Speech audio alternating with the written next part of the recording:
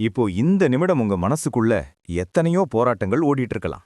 சொல்லப்போனா ஒரு பெரிய குழப்பத்துக்கு நடுவுல ஒரு தெளிவு கிடைக்காதான்னு நீங்க ஏங்கிக்கிட்டு இருக்கிற அந்த தேடல் தான் உங்களை இப்போ இந்த இடத்துக்கு கொண்டு வந்து நிறுத்தியிருக்கு. இது ஏதோ எதேச்சையா உங்க திரையில வந்த வீடியோ கிடையாது. உங்க ஆழ் மனசு கேட்ட ஒரு கேள்விக்கு காலம் இன்னைக்கு முருகனின் ரூபத்துல ஒரு பதில சொல்லப் போகுது. உங்கள சுத்தி இருக்கிற இருள விளக்கி ஒரு புது வெளிச்சத்தை காட்டப் போற அந்த சில நிமிடம் இப்ப தொடங்குது. இந்த வீடியோவை முழுமையாக பாருங்க. ஏன்னா வீடியோவோட கடைசியில முருகன் சொல்லியிருக்கிற அந்த ஒரு அருள் வார்த்தை இதுவரை நீங்க இழந்த அத்தனை நிம்மதியையும் உங்ககிட்ட திருப்பி தரும். அந்த நம்பிக்கையோட இப்பவே கமெண்ட்ல முருகா அப்படின்னு சொல்லிட்டு தொடர்ந்து கேளுங்க. ஏன் எனக்கு மட்டும் இவ்ளோ கஷ்டம்னு நம்ம பல நேரங்கள்ல புலம்புவோம். ஆனா ஒரு விஷயம் நல்லா தெரிஞ்சுக்கோங்க. நாம எதை செஞ்சாலும் அது நமக்கே திரும்ப வருங்கிறது தான் பிரபஞ்ச விதி. ஒருவேளை நீங்க யாருக்கும் கெடுதல் செய்யாம இருக்கலாம். ஆனா உங்களுக்கு கிடைச்ச வாய்ப்புகளை சரியா பயன்படுத்தாம சோம்பேறியா இருந்திருக்கலாம். அதுவும் ஒரு வகை கர்மா தான். உங்க கடமைய சரியா செய்யுங்க. பலனை பத்தி கவலைப்படாதீங்க. நீங்க நேர்மையா உழைச்சா உங்களுக்கு வரவேண்டியது யாராலையும் தடுக்க முடியாதுன்னு முருகன் சொல்றார்.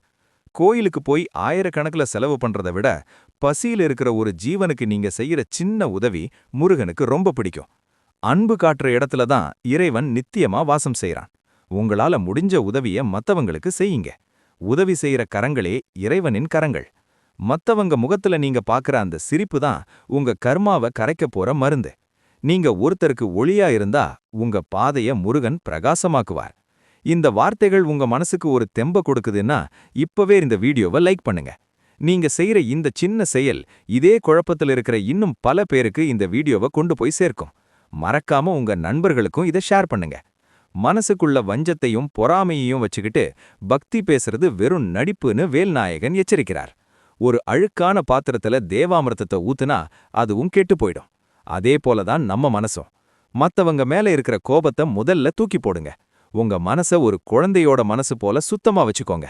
அங்கதான் முருகன் ஞானமா வந்து அமருவார். சுத்தமான மனசுதான் உண்மையான கோவில். நடக்குமா நடக்காதாங்கிற சந்தேகம்தான் உங்க வெற்றியை தடுக்கும். நிச்சயம் நடக்குங்கிற நம்பிக்கையோட களத்துல இறங்குங்க. தோல்வி வந்தா சோர்ந்து போகாதீங்க. அது உங்களை இன்னும் பலமானவனா மாத்துற ஒரு பாடம்.